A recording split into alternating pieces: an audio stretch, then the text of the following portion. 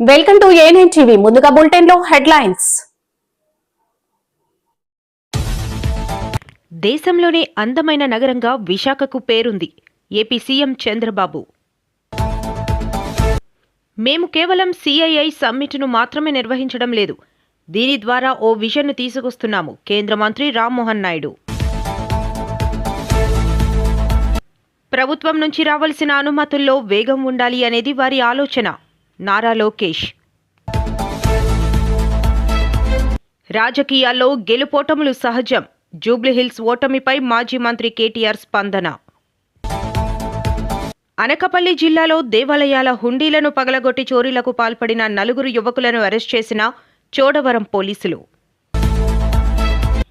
Anakapalli తిమ్మరాజపేటలో school swimming పూల్లో పడి విద్యార్థి మృతిపై బంధువులు తీవ్ర ఆరోపణలు. అనకాపల్లి తిమ్మరాజపేటలో స్కూల్ స్విమ్మింగ్ పూల్లో పడి విద్యార్థి మృతిపై బంధువులు తీవ్ర ఆరోపణలు చేశారు. సాయంత్రం 6 గంటలైనా బిడ్డ ఇంటికి రాకపోవడంతో పాఠశాలకు వెళ్లి చూశామన్నారు. స్విమ్మింగ్ పూల్లో ఒంటిపై బట్టలు లేని స్థితిలో బాలుడు విగతజీవిగా కనిపించాడని కన్నీరు మున్నీరు అయ్యారు. నేను ఇక్కడ బాబుని చదివించాను సార్. నేను అక్కడ బాగా చదవలేదు కానీ ఇక్కడ స్కూల్లో బాగున్నదంటే, ఇక్కడ ఎడ్యుకేషన్ బాగున్నదంటే ఇక్కడ చదువుతున్నాను సార్. ఉదయం వెళ్ళి సాయంత్రం 6 గంటల కల్లా వచ్చేస్తారు సార్. 6 గంటలకు వచ్చేస్తే బాబు రాలేదు సార్. బస్ డ్రైవర్ కూడా మనకి ఇన్ఫర్మేషన్ ఇవ్వలేదు సార్. బాబు బస్సు ఎక్కలేదు, ఏ టనక అనేది కూడా మనకి చెప్పలేదు సార్. ఆ స్కూల్ యజమాని ఫోన్ చేస్తే ఒకరు కూడా మనకి రెస్పాండ్ అవ్వలేదు సార్. ఏటి కూడా ఎవరో ఫోన్ చేసి చెప్పలేదు. నేను ఇక్కడికి వచ్చిన తర్వాత ఆ వైట్ షర్ట్ వేసుకుని ఉన్నాడు, వాళ్ళ అన్నయ్య తమ్ముడో నాకు తెలియదు, అతను ఉన్నాడు. తర్వాత 4-3 మాస్టర్లు ఉన్నారు, వాళ్ళు కూడా మనకి చెప్పలేదు సార్. చెప్పకుండా వాళ్ళు ఏం చేశారంటే వీళ్ళు ఎస్కేప్ అయిపోయారు సార్. ఈ 4 మాస్టర్లు వీడు మాత్రం 4 తగిలేయండి. నేను చెప్పాను, నేను ఉన్న మాట చెప్తున్నాను. నేను నా కష్టం కొద్ది, నా బాధ కొద్ది మీరు మాట్లాడమన్నా మాట్లాడుతాను. నేను ఏం చేయమన్నా చేస్తాను. నాకు చాలా బాధ అనిపించింది సార్. నేను స్విమ్మింగ్ పూల్ దగ్గర అనుమానం వచ్చి అక్కడికి వెళ్ళాను సార్. అక్కడికి అనుమానం ఇచ్చింటే అక్కడ చచ్చిపోయి అన్నాడు. ఒంటి మీద బట్టలేదు సార్. మీద ఏమన్నా చేశారా? ఆ బాబు మీద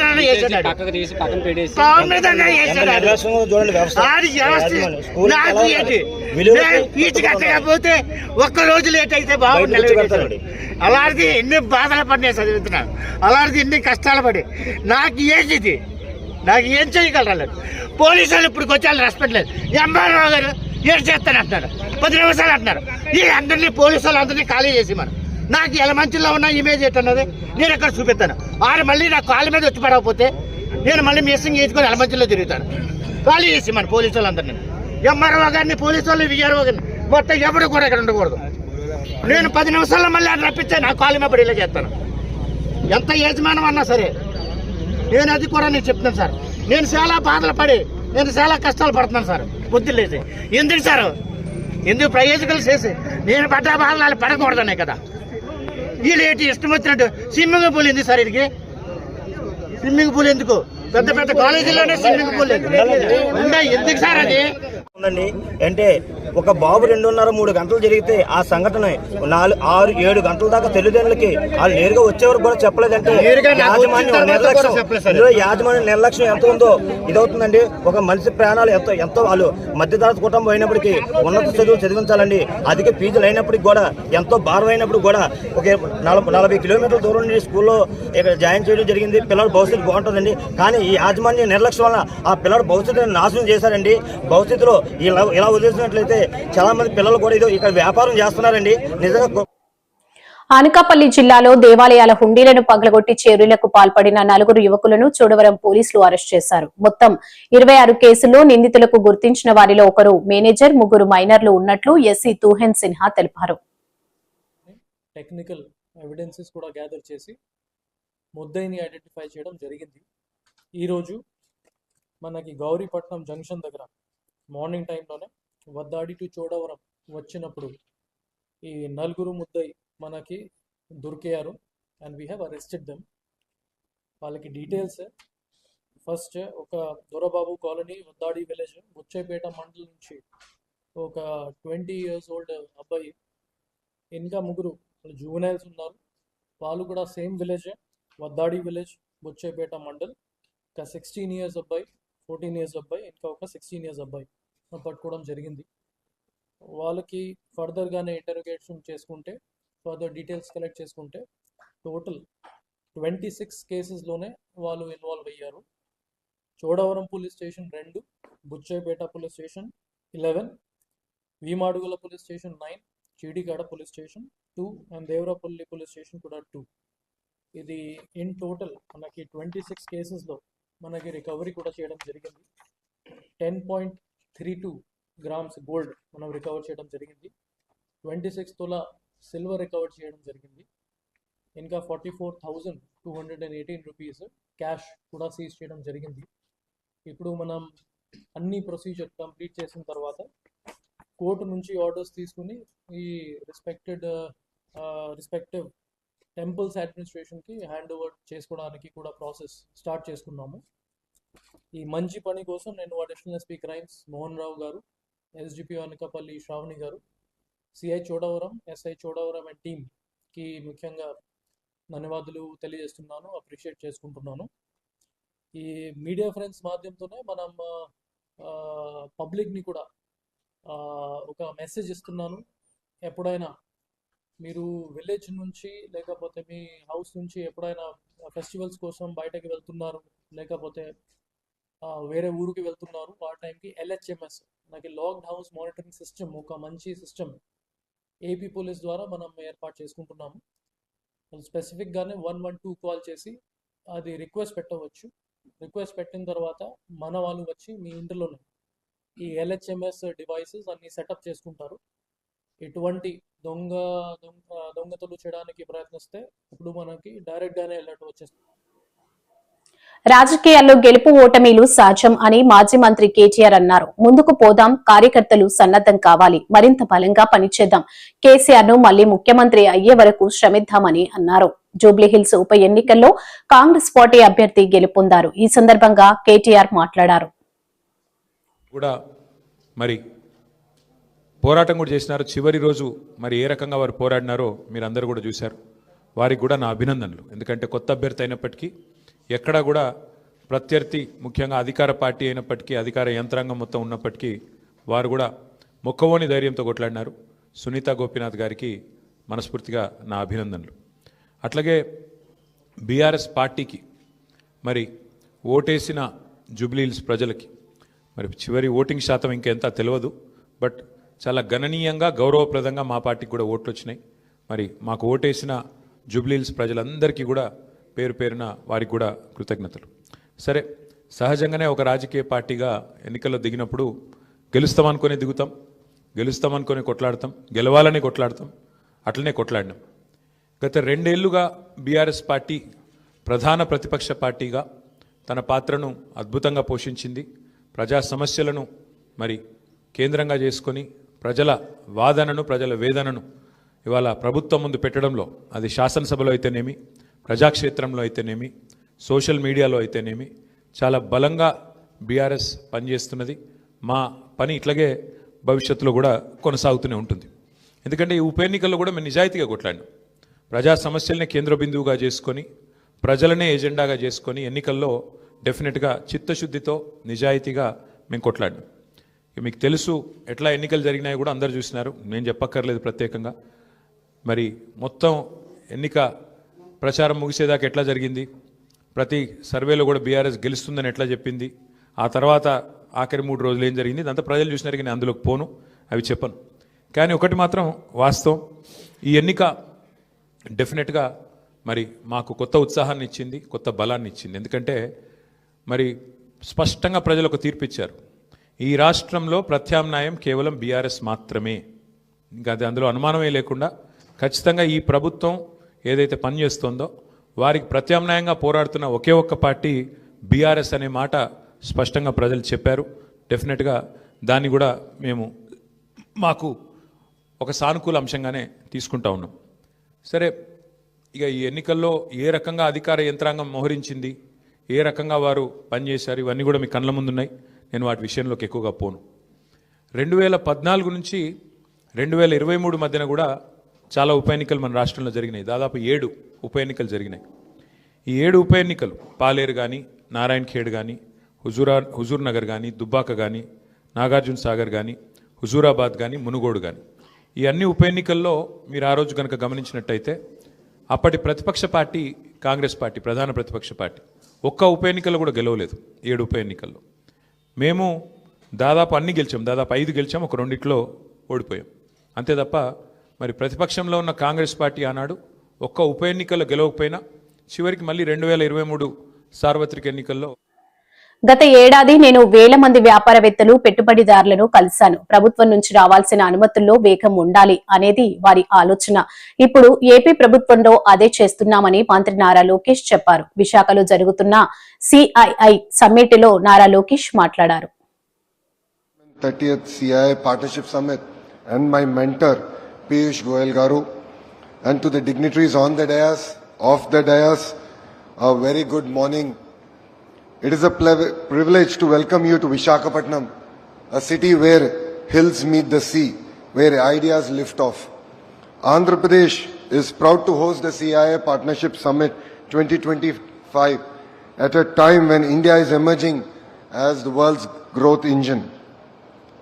Quite a few people ask me why they should consider Andhra Pradesh as their destination, as their home, and I only give them 3 clear reasons. First, we have a leadership with a clear track record. It is none other than our Chief Minister, Shri Nara Chandrababu Naidu Garu. Politicians have an opportunity to create one legacy, but people of my state have been kind to give him another opportunity to create a second legacy, and that legacy is what we see today in front of us, which is Amravati and Visakhapatnam. The second reason you should consider Andhra Pradesh is, of course, our speed. Friends, we live in a fast-changing world where markets, regulations, and technology keep evolving. I have met thousands of investors and corporates in the last 1 year. The single most important requirement for a company is speed. They expect the same speed from governments. This speed needs to be a mission. We need to grant land, permits, approvals, incentives with a speed that the project can take off and serve the markets.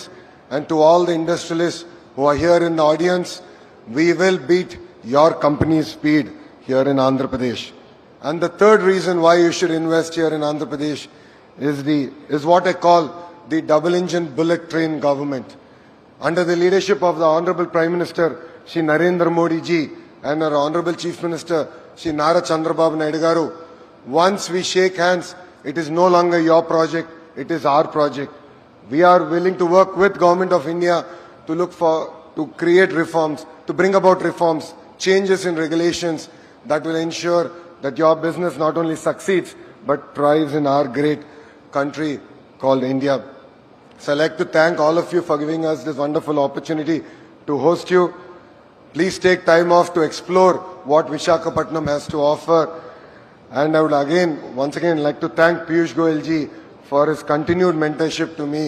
And I look forward to working together with him to make Andhra Pradesh a ఈ రోజు మేము కేవలం CII summit ను మాత్రమే నిర్వహించడం లేదని, దీని ద్వారా ఓ విజన్ ను తీసుకొస్తున్నామని కేంద్ర మంత్రి రామ్మోహన్ నాయుడు చెప్పారు. కొన్నేళ్ల క్రితం ఎలాంటి దిశానిర్దేశం, విజన్ లేకుండా ఆంధ్రప్రదేశ్ ఇబ్బందులు పడింది. ఇప్పుడు రాష్ట్రం గురించి ప్రపంచం మొత్తం మాట్లాడుతుంది అని చెప్పారు.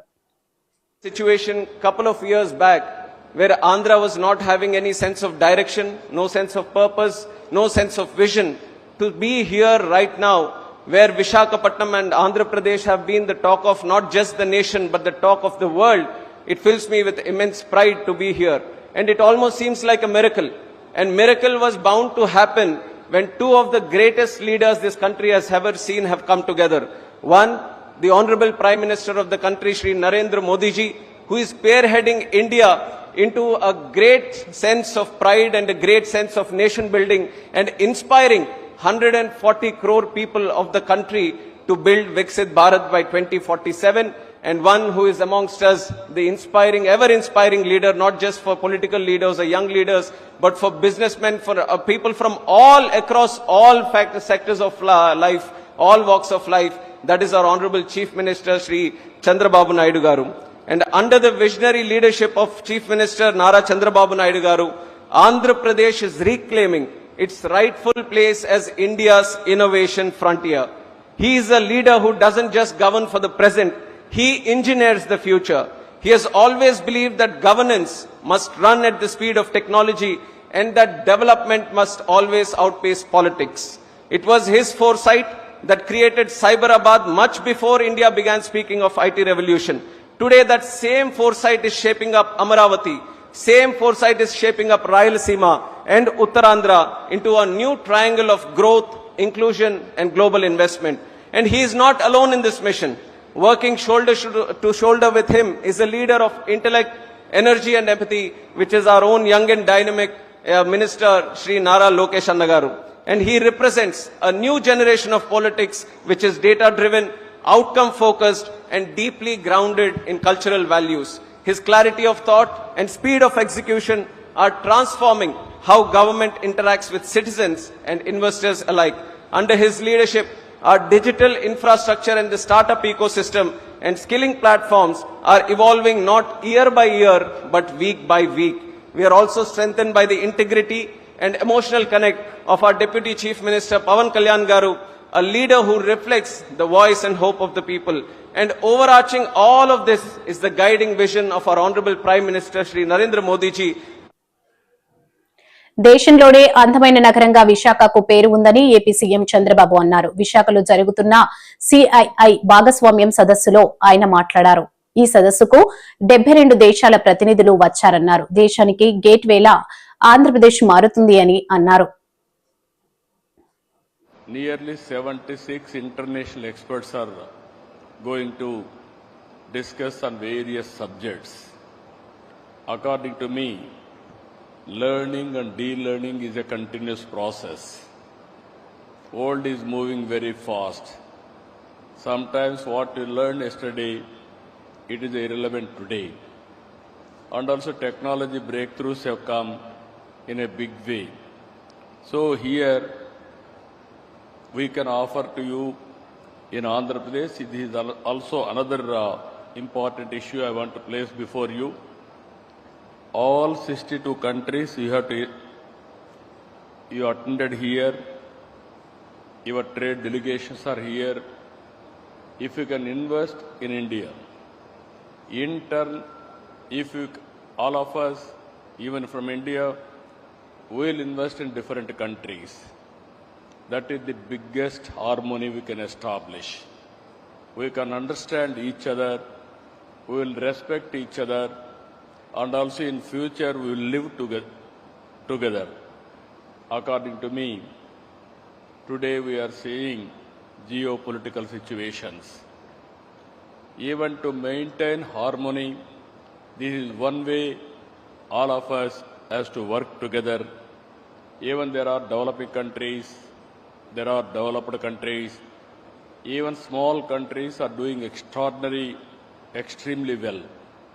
Even Singapore, even Dubai, their population is very small, but their best practices and also their achievements, if you can see, yes, recently I was in Dubai, they are planning very soon within 1 year time, drone taxis. That is how things are happening. Even Singapore, from the beginning, they are helping us so many things. Even Amaravati master plan, they have planned extremely well. So these are all the best practices we can learn each other for global good and also mutual benefit. Here I can offer you Araku coffee you have tasted. Even just now I have served here one of the best coffee, organic coffee, produced in tribal area. Next time, I want to take all of you to tribal area for experience to have coffee in tribal gardens. That is coffee gardens itself, we can have coffee. It is not far away, 1 hour. We can have a break and then go on, or otherwise one evening, we can have a dinner in that area. And also if you can go through, we are very strong in aquaculture, horticulture. There we are going to produce our products with certification and traceability. That is how we are moving. Anybody wanted to learn